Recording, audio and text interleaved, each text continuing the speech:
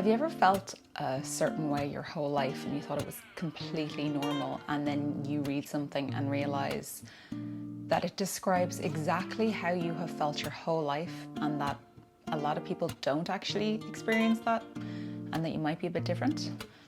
That's what happened to me. Hi everyone, my name is Carla and welcome to my channel. If you're new here, I make videos about how I show up for myself in hopes of inspiring you to do the same. Guys, in today's video, I'm going to be sharing with you a very unexpected turn that happened in my life last year in 2023. If you watch any of my vlogs, you might have an inkling I was going through the process. And obviously you guys know because it's written in the title of the video. But last year I was diagnosed with ADHD. And in today's video, I am going to be chatting to you about my symptoms, my diagnosis, and how I feel about ADHD and how I feel in general being diagnosed and my treatment and things like that. So if that's something you're interested in, let's get into it. I have always felt a certain way my whole life, and I had no idea that it wasn't how a lot of people feel. And my diagnosis was incredibly unexpected. I most certainly did not think that I had ADHD. It never even crossed my mind until one day last year. I'd like to read out to you the official definition of ADHD, because I know there's a lot of misconception, there's a lot of stigma, there's a lot of crap out there about ADHD, and I know it's becoming very trendy to be diagnosed. It's also a lot of misconception that it's to do with our phones and these things are causing us to have ADHD, whereas actually they're just exacerbating symptoms. I'm going to take this from ADHD Ireland's website. ADHD, attention deficit hyperactivity disorder, is a medical neurobiological condition in which the brain's neurotransmitter chemicals, noradrenaline and dopamine, do not work properly. It is a disorder that, without proper identification, treatment and management, can have serious and lasting consequences and or complications for the individual. It is a genetic and long-term condition which affects learning and behaviour right through school years and in many cases into adulthood. So let me take you back then to my journey to diagnosis with ADHD. As I was saying, there is literally no part of me that ever thought that I had ADHD, because like many people, I assumed that ADHD was when you have a really hyperactive child who can't sit still in class and is literally climbing the walls. Because Matteo was recently diagnosed with ADHD. And I was always very still, quite calm, quite introverted, quite quiet in school. And there was no part of me ever, that's what I assumed ADHD was. There was no part of me that ever thought that that's what I had. But until I saw a friend of mine, Jen, hi Jen if you're watching, she shared something because she was late diagnosed with ADHD. And still, even then, I didn't think, there was no part of me that was like, I have ADHD. And she shared like a little infographic about ADHD burnout. And when I read it, I was like, oh my God, that is exactly how I have felt my whole life. And it's definitely gotten worse as I've gotten older. How bizarre. I thought that this was all like, because the H in the hyperactivity in ADHD is typically associated with external symptoms, such as like running around, can't sit still, that kind of thing, fidgeting, picking, some things that I did have. But I was always quite a still person, so it was really surprising to me that there would be any correlation between the way I was feeling and ADHD. I'm going to read, I'll put it up here as well so you guys can see it. But the different symptoms included, I would get incredibly irritated by certain things, especially when I was very tired or fatigued. It would get really exacerbated. The irritation was incredible. Extreme exhaustion and fatigue. I always found myself so tired even if I slept. Now I know I get up really early and I've always gotten up early, but even if I slept, I never felt rested, and I always felt that that was to do with my weight or, you know, to do with having a child then. But there was just this kind of like, I would be incredibly, not necessarily emotionally exhausted, but just fatigued constantly. The way I would describe it is, it was like when I was pregnant. So any of you who've had a child and have been pregnant, you might remember those kind of first few weeks where that fatigue is insane. That's kind of how I felt a lot of my life. Like, not to the point where I'd need to sleep, but like just really like, drained all the time. Guilt about failing, inability to concentrate, deep feelings of dread. This one got me. And then the final one is the one that I was like, okay, I think I need to have a little look further into this. And that's apathy for things you once loved. That's probably the one that got me the most, because that's something I never really understood. The intense sense of dread was massive, and I always just put that down to anxiety. But anxiety, depression, ADHD can all go hand in hand, so can autism. I'm just going to preface this as well at the start. I hope I don't need to, but I'm not a medical professional. Please do not get your medical advice from me. There might be something here that I am saying out of turn. Don't come at me. I'm doing my best, but I just wanted to share this in case anybody is feeling alone. It's what I always do. It's my goal here is to help people feel less alone and to empower themselves to do things that are going to help show up for themselves. And for me, one of the ways of showing up for myself was learning more about myself, and that includes my ADHD diagnosis. So please excuse me if I do say anything out of turn. I'm trying my best here. Basically, like, I would be really, really into something and like really hyper focused on something, and then all of a sudden I would just have complete apathy for it. Like, I would just be like, I have no interest in this whatsoever. I would get really, really into collecting something when I was a child, and then all of a sudden just completely lose interest. This was definitely something that happened that I noticed got much more exacerbated in the last 2 years. And I'll come to a reason for that at the moment, soon. But I would notice, like, I would get an idea, say, for a video, like a sit-down video, and I'd get so into it, and I would loads of planning, get really excited, and I'd like, book things for it, and I'd buy stuff, and then when it would like come near to it, I would just say, like, I have no interest in doing that. Like, I actually despise that idea. It's disgusting. And it would just like literally be like a switch, and I was like, what the hell is that about? It's a really common symptom of ADHD, specifically in women, and specifically those of us who have ADHD burnout. So the untreated, managed ADHD and the effects of that, and living in that brain constantly, and the effects of having that. So some of the other symptoms that I had that I've listed down here. So fatigue was definitely a massive one for me. Restlessness, the inability to sit still, to stay still. Not in the terms of like, a child, as I was saying, like crawling the walls or anything like that, but an inability to rest, to allow myself to rest. Emotional dysregulation and rejection sensitivity dysphoria. So this would be in terms of like, external factors specifically could really hit my emotions a lot stronger than, say, Sandra next door. It would be something that would be really intense for me, especially anything like where I'm getting given out to negative feedback, feel like I'm in trouble. And that's been my whole life. And I have managed to regulate that to a certain point, but it still has, and I did that with therapy, but it still has if I'm on a downward slump, or I'm having a bad day and I have some kind of negative news or bad news, or I'm not prepared, I'm not grounded in my body, then that will hit me and it will have an impact on me. And that actually happened to me last week, 2 weekends ago.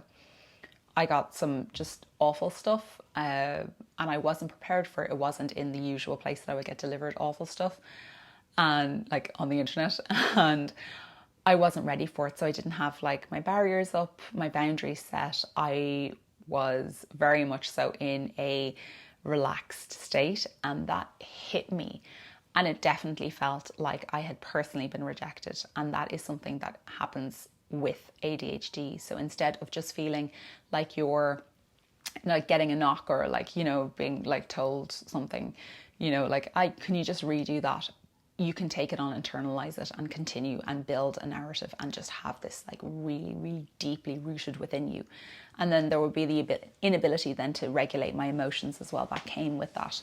Especially as a young child, like I was always called very emotional. And that's something else as well. But there's a couple of things at play. I think none of these things ever, exist in a vacuum. They are all around us, and they're always intertwining and connecting.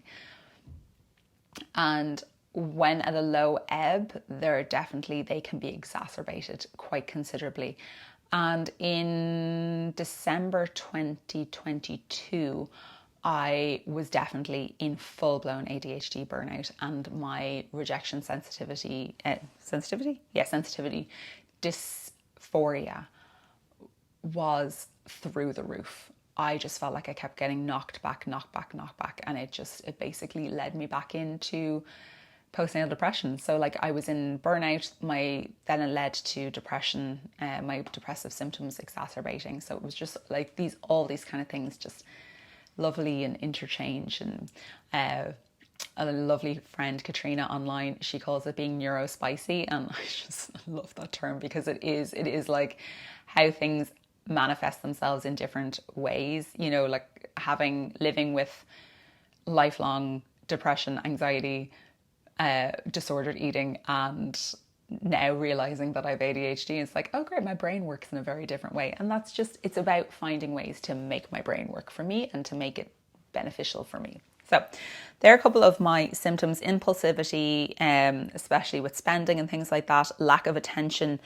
to detail. Like, when people are always writing in their CVs, like really good attention to detail, I'd be like, I can never write that I have good attention to detail, because my attention to detail is woeful, absolutely woeful. And then there's a lot to do with like blindness in terms of things that are in front of you. Like you might not see something, or you might just like have apathy towards something that's in front of you. Say for example, like I need to clean that mirror behind there, but because it's out of sight, out of mind, like I won't do it.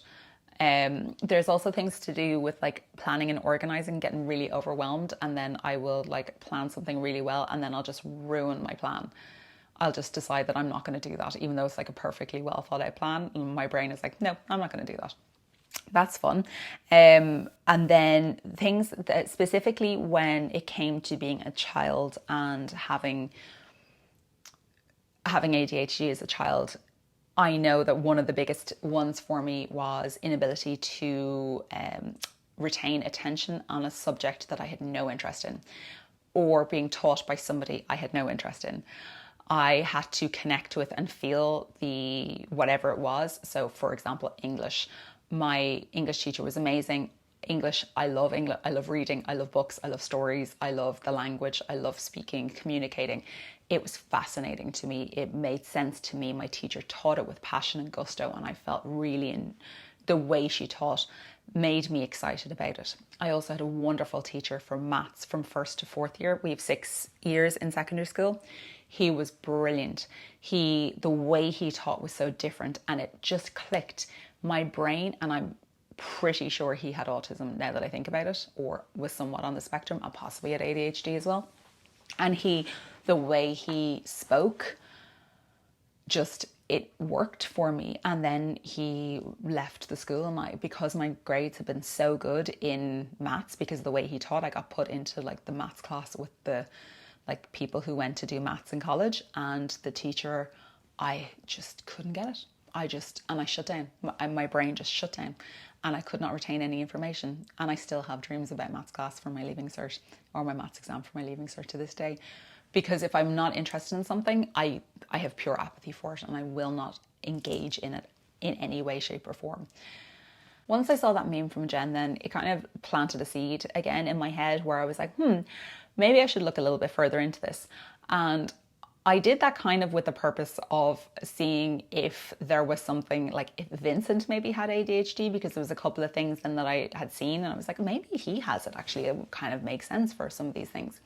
And I went onto the ADHD Ireland website and I did the quiz that they had, and it said basically if you get over 50% of these, if you tick over 50%, then it was 100 questions, and if you tick over 100 or 50% of these, then there's a possibility you have ADHD. It is not a diagnosis. It is not meant to be a diagnosis, just an indicator. And when I did it, I had about 88% or something like that. I was like, ew. So I went to, at the time, I was still kind of like battling with, so this is over a year ago. I was battling with postnatal depression, and we were working on my meds and getting them back up to normal, but my wonderful normal GP was on sabbatical. And I went to a locum instead, and he was giving me my meds, begrudgingly, for depression. And I asked him about ADHD and about an ADHD diagnosis and what does that entail and what happens. And he basically scoffed at me and told me, don't be ridiculous, you are not a 8-year-old boy in school who can't sit down. I was like, well, that's great. So, I felt kind of silly and left and went away. And then I had to go back again to up my meds again for depression. Went to a different stand-in doctor, and I spoke to him about it then, and I said, like, what's the story with ADHD? And he said to me that there is no point in getting diagnosed in Ireland because they won't medicate you and there's nothing you can do for ADHD. And he's like, I can write you the referral for a psychiatrist if you would like to, but there's not really much I can do. And I was like, okay, there's not much there you can do, so there's not really a point. So I kind of was like, okay, I went away and I was like, okay, I'm not going to think about it much more. I was like, I'll just, like, that's fine. I've lived with this my whole life, or had I? And I was like, I'll just, I'll forget about it. And a while later, anyway, my lovely GP came back and I said it to him and he said, okay, that might actually make sense. So what I'll do is I'll refer you. He said, it's very difficult to get a referral in Ireland. There's extremely low numbers of psychiatrists who have availability to do the screening, to do the testing for you. But he said he would contact one that he knew, and if not, he would contact a psychologist that he knew or a psychology practice that he knew who could do it as well. Now, again, please excuse me if I get this wrong, but to my understanding in Ireland, to be diagnosed with ADHD, you can be diagnosed by a psychologist or a psychiatrist. However, I think it's a clinical psychologist, but again, not sure, not 100% sure. But in order to have treatment that involves medication, you will then have to be assessed by a psychiatrist, so a doctor, a medical doctor then. And we couldn't find a psychiatrist at the time. I'd contacted a few, and they either didn't get back to me or they didn't have availability. There was long waiting lists for some. And in the meantime, we got the psychologist came back and they quoted me, it was over €1,400, if not over 2,400. It was something ridiculous. But if they did the assessment and did the whole thing with me, then I would not be able to be treated with medicine if I decided I wanted to go down that route. And I was like, if I want to go down, then I'm going to have to pay again for a psychiatrist, and I don't really want. Anyway, long story short, I found there was somebody online who I know, and she had recently been diagnosed, and I kind of did a little digging. I didn't want to ask her straight because I also think I don't share my psychologist, like my therapist, with anybody because that's it's a boundary that I'm not willing to do. So I didn't want to ask her either. So I just wanted to see if there was anything else. And I found ADHD doc. And I was like, it's a bit like on the nose, isn't it? But I feel that they created something because there was a massive need for it in the community. And it is a service both with many different aspects of it, and you can be diagnosed. You can go through the process to be diagnosed, and there's different stages of it. And yes, it is expensive. It is not cheap, and it is private, so I had to pay for it myself. But I decided that, I think I kind of wanted to be validated for the way I had felt my whole life and to understand that. And so I went ahead and did the process. And so to be diagnosed with ADHD in ADHD doc in Dublin, and I'll leave the details down below. And this is not an ad, believe me, they're not paying for it. That would also be highly unethical. But they do a blood test, they do an ECG, so, for your heart to make sure that if you were to take the medication that you can take it. And then you go through, I think they've changed it slightly now. So originally I don't know what they've changed it to, but what my process was then, after I did those, I then went and met a GP as opposed to a psychiatrist. I met a GP and he basically did an initial assessment with me. And if you pass that initial assessment, or he has an inclination that you do have ADHD, then you go on to the psychiatrist. So I did pass the initial assessment. He was pretty sure. He was like, yeah, you pretty sure I can't diagnose you, but I'm pretty sure you have ADHD. And so it was a long process and it was exhausting. And I find that really exhausting. Like, I find talking about myself exhausting. This kind of thing, like anything emotional, can give me fatigue. So like, I'll probably have to lie down after doing this video, to give you an example. The assessment was about 2 hours long, and it also included where Vincent was able to come in and kind of give his perspective. I was in the room with him, so it's either somebody you know or somebody who's known you from childhood, or if you have school reports or things like that. And Vincent gave his kind of, his 2 cents, which was great because he lives with me and he experienced these things. And then if you go through that, then you go to the psychiatrist. About 2 weeks later, then I went to meet the psychiatrist. He asked me, kind of did a shorter assessment with me, and then got me a treatment plan. And the treatment plan was to start medication if I so deemed that I wanted to try it, and therapy, and a couple of coping things to do, and a couple of different systems to put in place. And there's an app as well, and there's a couple of other things. And I was really unsure about the medication. I am not advocating medication. This is a personal decision that I made. I had been always very against medication since my mid to late 20s. And for about 10 years, I've been really against medication. I wanted to have a natural birth. I don't take painkillers unless absolutely necessary. I really did not want to take antidepressants when I had postnatal depression, but that kind of got me over that point because I needed them. And I figured, like the ADHD, like the benefits that I felt with my medication for postnatal depression, maybe there might be a benefit with ADHD medication. So I decided to try it.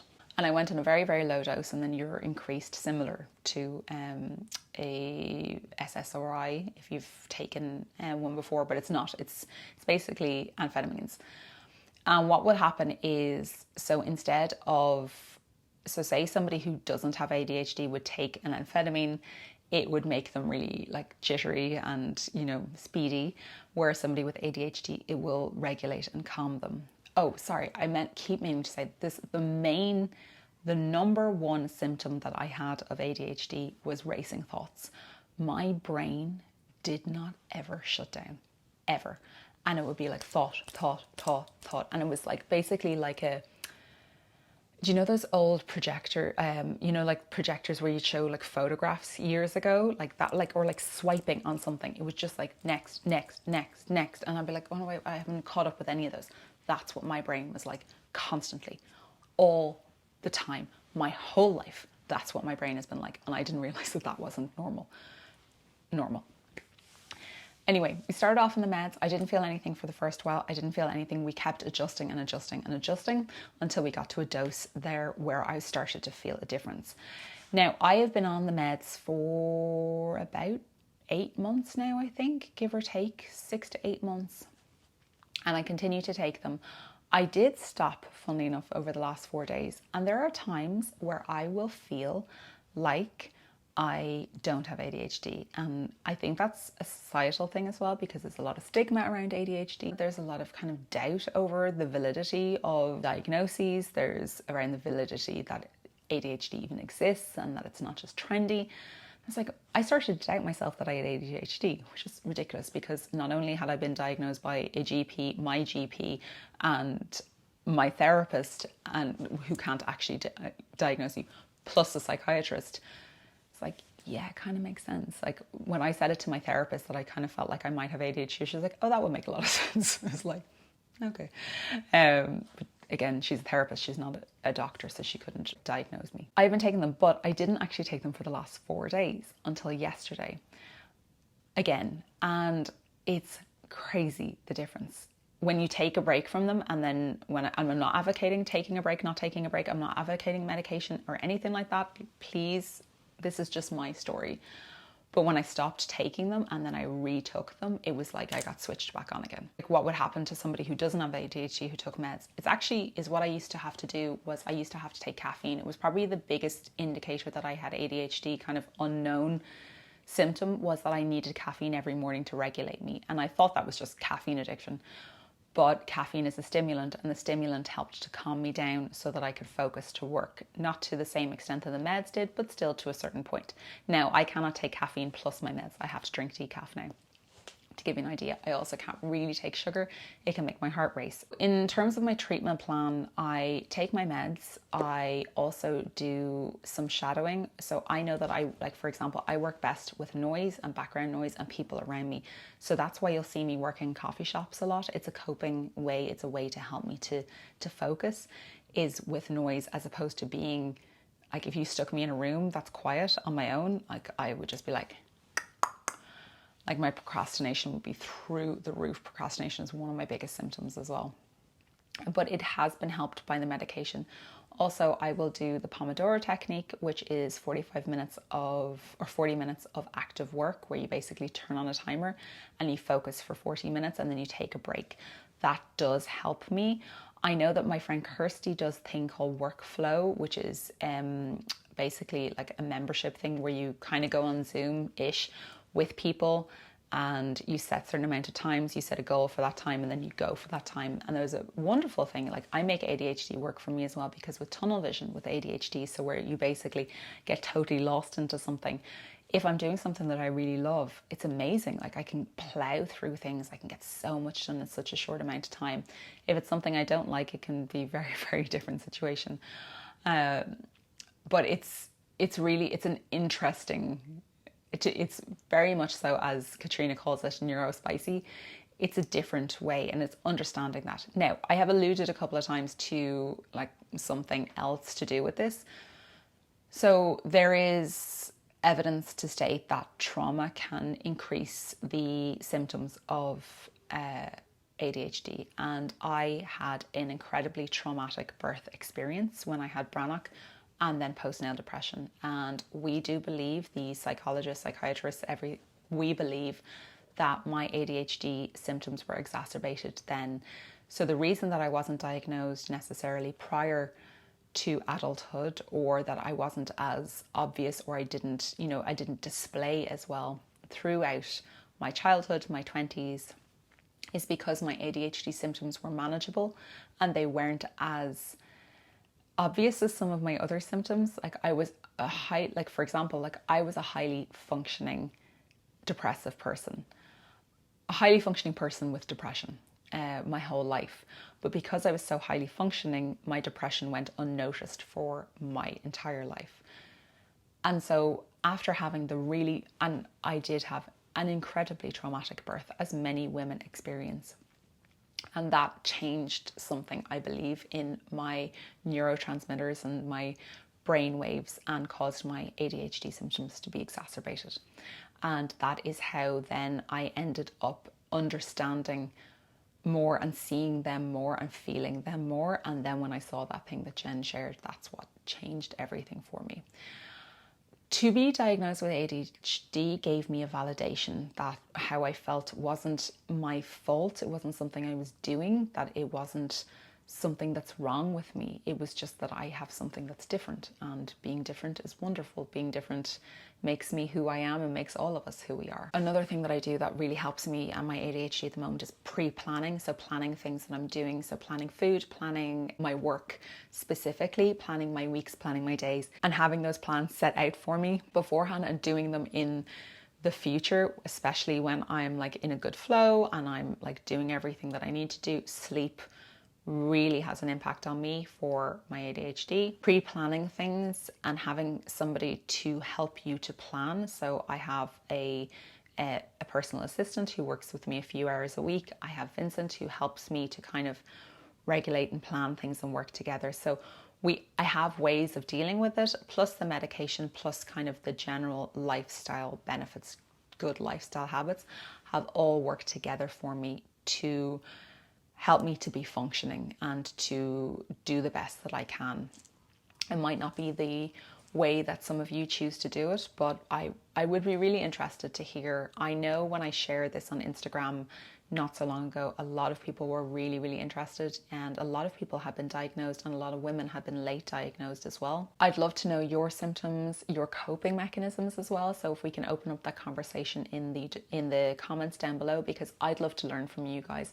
This is something very new for me. It is something I never expected, as I said, and it's just like, now I have this diagnosis, and I wanted to share with you kind of like, you know, this is a year into this journey-ish, you know, of being diagnosed and treatment, and there are probably other things that I can do. I know a couple of people see ADHD coaches, and it's something that I'm considering doing as well. I know there's going to be a lot of questions about weight loss and ADHD and snacking and binge eating disorder.